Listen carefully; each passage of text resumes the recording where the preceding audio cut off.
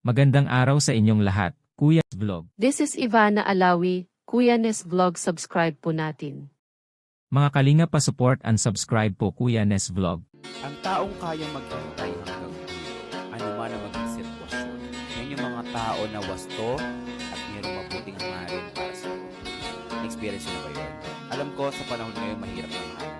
At sinasabi nga nila na may hangganan ang paghihintay sa tao. Pero kapag yung tao na yan hindi ka iniwan sa hirap at ginhawa, may label man kayo o wala, kahit alam niya nasa gitna siya ng alanganin. Dahil nga puro yung pagmamahal niya para sa iyo, yung paglalaban niya yan kahit anong mangyari.